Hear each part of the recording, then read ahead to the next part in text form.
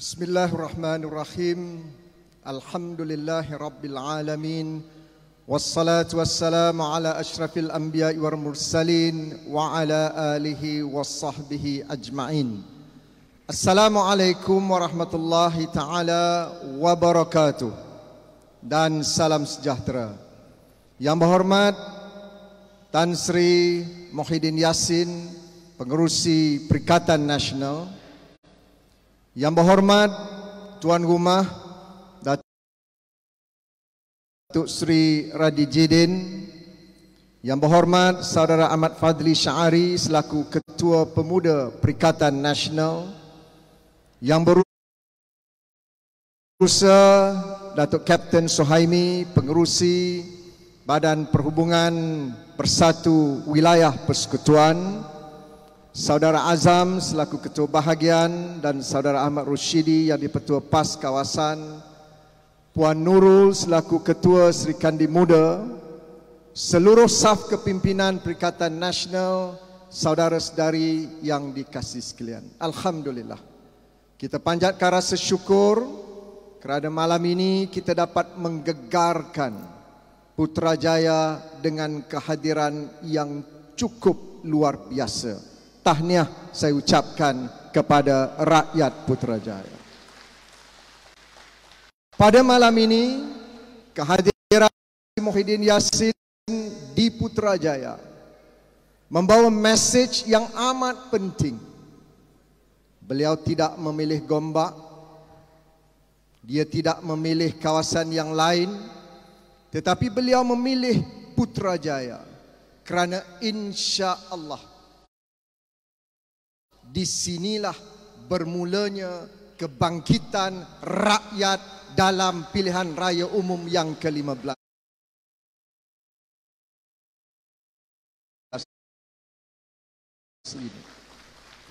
Kita sedia mak Putrajaya merupakan nadi pentadbiran negara. Pada 19 November ini, rakyat Malaysia sama ada Putrajaya, Perlis ke Johor, Sabah dan Sarawak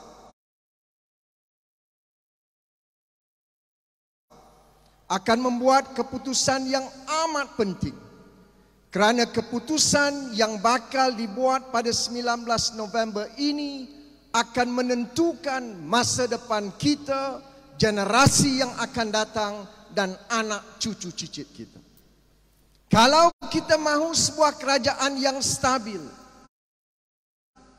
kalau kita mahu sebuah kerajaan yang bersih, kalau kita mahu kerajaan yang prihatin, saya percaya dalam naluri rakyat Malaysia tidak ada pilihan lain melainkan Perikatan Nasional di bawah kepimpinan Tan Sri Muhyiddin Yassin.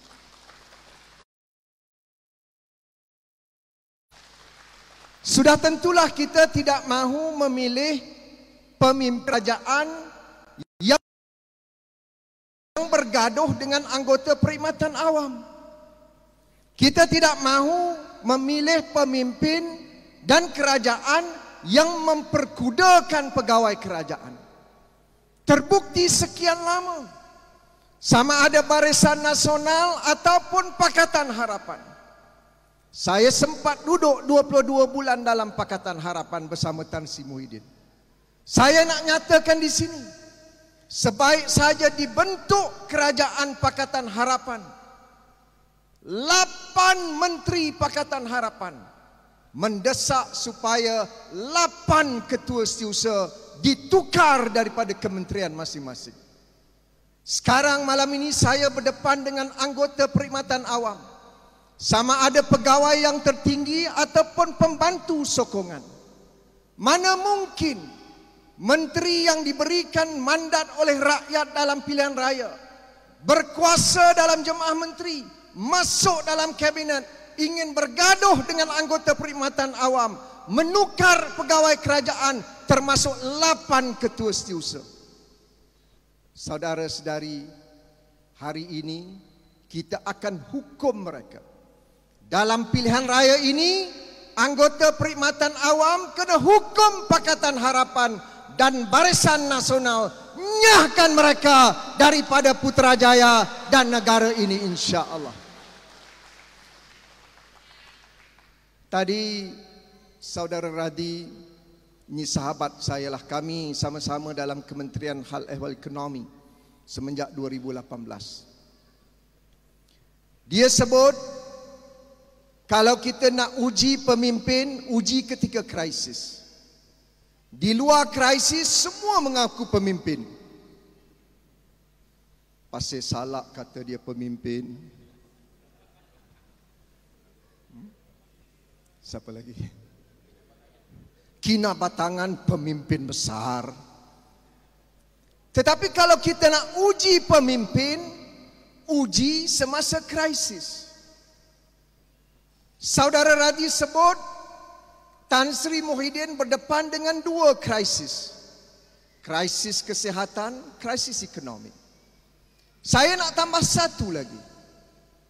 Bukan dua, 3 krisis. Satu lagi, beliau berdepan dengan krisis politik untuk membentras perasuah, perompak dan pencuri dalam negara ini. Bukan senang. Beliau diangkat menjadi Perdana Menteri pada awal tahun 2020. Nak uruskan kleptokrat, nak uruskan perasuah dan perompak yang berdepan dengan berbagai kes dalam mahkamah. Salah seorangnya tampil ke rumah Tan Sri. Saya menjadi saksi. Beliau menyatakan, Tan Sri, tolonglah, saya sedang dihadapkan ke mahkamah. Saya tidak bersalah. Ambillah dokumen ini, Tan Sri. Bacalah malam ini. Besok saya bawa peguam untuk terangkan kepada Tan Sri. Saya saksi. Apa kata Tan Sri? Saudara, minta maaf. Saya tidak mahu campur urusan mahkamah. Kalau saudara tidak bersalah, tampil di mahkamah, bersihkan nama saudara di dalam mahkamah. Ini pemimpin. Apalagi yang kita nak harapkan daripada seorang Perdana Menteri yang pada ketika itu walaupun majoritinya kecil, dia tak sebut you scratch my back, I scratch your back. Tetapi dengan tegas, dengan berani, kerana dia memikul amanah yang cukup besar, kamu pergi mahkamah, bersihkan nama kamu. Ini yang kita harus dukung. Sudah tentulah krisis kesihatan, krisis ekonomi, dalam tempoh yang paling mencabar. Dengan berani dan bertanggung jawab, beliau menegaskan tanggungjawab saya sebagai Perdana Menteri dan Perikatan Nasional. Kita nak menyelamatkan nyawa manusia dan rakyat dalam negara. Bukan mudah. Beliau terpaksa melancarkan program vaksinasi secara besar-besaran. Malam ini kita boleh duduk rapat-rapat. Malam ini kita tak payah pakai pelitup muka. Ada yang nak pakai dah letak bawah dagu, bukan tutup muka. Kerana apa? Kerana Tan Sri Muhyiddin, kerana Perikatan Nasional, di mana kita telah berjaya melaksanakan program vaksinasi ini. Badan kita ada antibody yang kuat, walaupun diserang hari ini tidak ada lagi kes kategori 4 atau 5 dan utilization of ICU amat rendah. Dan inilah kejayaan Perikatan Nasional menyelamatkan nyawa dan kesihatan rakyat pada hari ini. Oleh kerana kejayaan ini, kita boleh buka sempadan. Aktiviti ekonomi berjalan. Saya diserang teruk, sekolah. Buka pun salah, tutup pun salah. Saya pula tutup kilang. Ni ada pemimpin UMNO sekarang ni. Mendabik dada, saya lah bawa pelaburan, saya lah itu, saya lah ni. Parah. Dia menyinggung saya secara terbuka. Saya dah tutup pintu depan, dia buka pintu belakang. Ini bukan soal depan atau belakang. Ini soal kebertanggungjawaban sebagai kerajaan dan pemimpin untuk strike the right balance di antara lives and livelihoods. Kalau saya ambil jalan mudah, saya tutup semua industri, lingkup ekonomi Malaysia. Berapa juta rakyat hilang pekerjaan. They can't even afford to put food on the table. Tetapi sebagai kerajaan yang prihatin, kerajaan Perikatan Nasional, kita strike the right balance. Kita buka sebahagian daripada industri. Hari ini ekonomi kita melonjak naik luar biasa, pertumbuhan perdagangan dan pelaburan negara. Alhamdulillah. Sehingga Jun 2022, daripada Januari 2021, 539,000 pekerjaan telah dicipta oleh Perikatan Nasional untuk rakyat Malaysia. Alhamdulillah.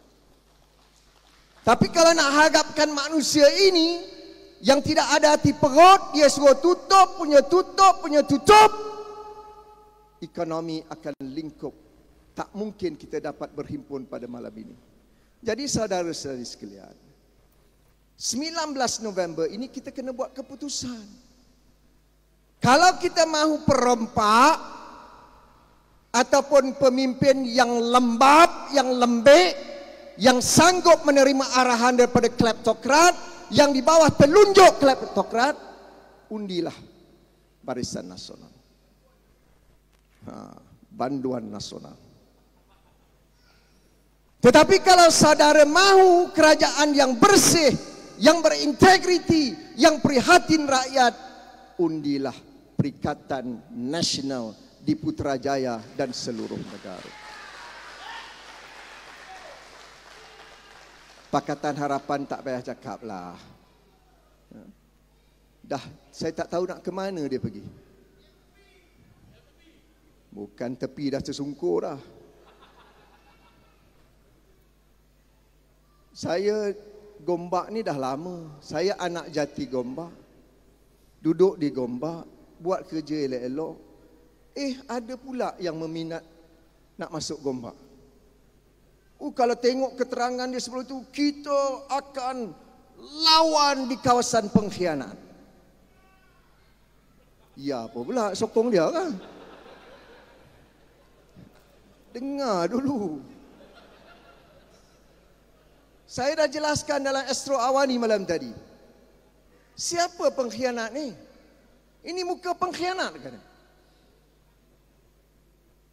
Marah langkah Sheraton. Ni media ramai malam ni. Dengar elok-elok.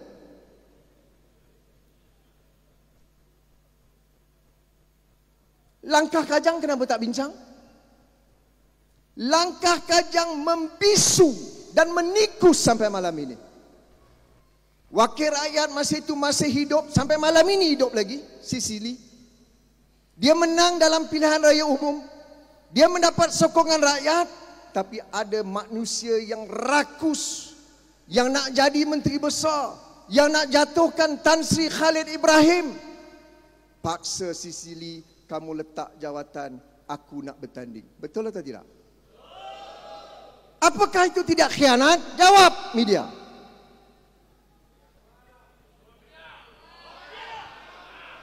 Saya bukan marah, tapi saya geram. Wakil rakyat yang dipilih oleh rakyat secara demokratik, kamu geram tu. Kamu nak jadi menteri besar, akhirnya tak jadi pun. Ingat, wa makaru wa makarallah wallahu khairul makirin. Betul? Kamu boleh rancang, kamu boleh atur. Perancangan Allah mengatasi perancangan kamu manusia. Tak jadi pun. Kalau tak jadi, tak apalah, bagilah orang yang ada dah situ. Bagi isteri pula. Tak jadi pun. Kemudian masuk dalam sekali lagi. Keluar tak serik. Aku pula nak jadi Perdana Menteri. Port Dickson, kamu letak jawatan. Wakil rakyat tu hidup sampai malam ini. Bukan menangis, meraung dia. Apa salah aku? Kamu tak salah, tapi aku nak jadi Perdana Menteri. Kamu letak jawatan.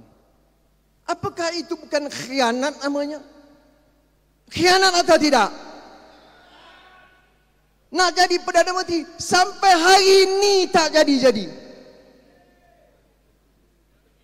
Dah tinggalkan Port Dickson, nak masuk Gombak pula. Saya kata, sudah datang pula kawan lama aku ni.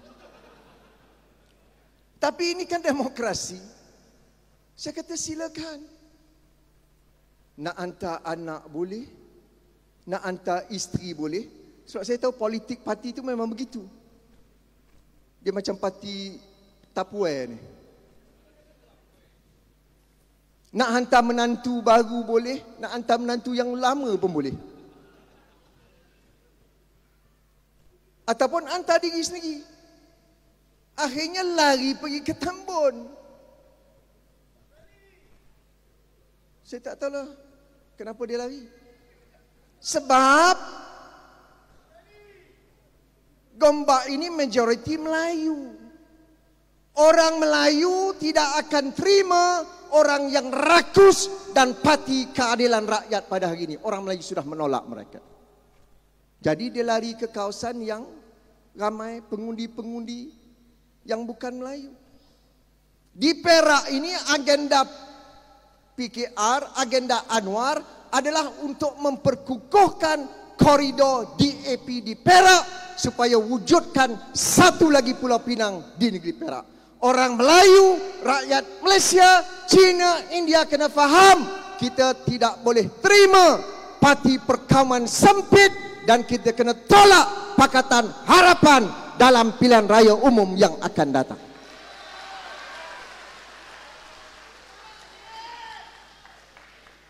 Saya boleh cerakinkan banyak. Saya pernah tulis surat kepada Tun Dr. Mahathir sebagai Perdana Menteri.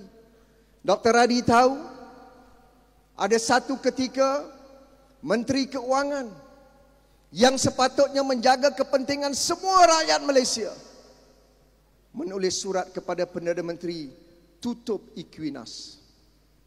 Ini ramai pegawai kerajaan malam ini. Kita tahu apa peranan Equinas. Equinas merupakan satu institusi, agensi untuk membantu Melayu dan Bumiputera menyuntik modal pasaran untuk mengambil alih syarikat-syarikat yang strategik. Dalam Equinas ada dana pusingan sebanyak 2.4 bilion ringgit. Guan Eng tulis tutup Equinas supaya dia boleh ambil duit itu masuk dalam tabung Kementerian Keuangan. Saya tidak tahu. Walaupun Equinas di bawah kementerian kami, saya dapat makluman kemudian. Saya bergegas dengan Dr. Radi ke pejabat Perdana Menteri. Saya kata, Tun, bagaimana Tun boleh menutup Equinas? Iyakah? Saya tunjuk bukti di mana Kementerian Keuangan nak tutup Equinas. Akhirnya Perdana Menteri bersetuju dengan kami. Equinas mesti diteruskan untuk membantu Melayu dan Bumiputera. Alhamdulillah. Ini yang kami lakukan. Felda, ada 1000 kilometer jalan-jalan dalam kawasan penempatan Felda yang perlu dinaik taraf. Kita minta 130 juta untuk 1000 kilometer. Kementerian Keuangan yang dikuasai oleh DAP, no allocation for Felda. Dia bagi hanya untuk 300 kilometer. Teraju dalam rancangan Malaysia ke-10 diberikan peruntukan siling sebanyak 2 bilion ringgit. Menjelang 2018 sebanyak 700 juta telah disalurkan kepada Bumiputera dan PKMS. Saudara, bila Pakatan Harapan masuk saja pejabat pada 2018, peruntukan teraju dihentikan sama sekali. Datang Guan Eng, bentang belanjawan 2020. peruntukan untuk teraju yang dimasukkan dalam tahun 2020 sebanyak RM100 sahaja. Inilah biadab pemimpin-pemimpin DAP dan Pakatan Harapan yang tidak adil kepada masyarakat, termasuk orang Melayu dan umat Islam, sanggup menggunakan kedudukan dalam Kementerian Keuangan untuk menekan, memijak, menghina satu-satu kaum. Ayo rakyat Malaysia, ayo Putrajaya, bangkit, tolak Pakatan Harapan, tolak Barisan Nasional, dan kita angkat Perikatan Nasional dalam pilihan raya yang akan datang. Boleh? Perikatan, Perikatan, Perikatan.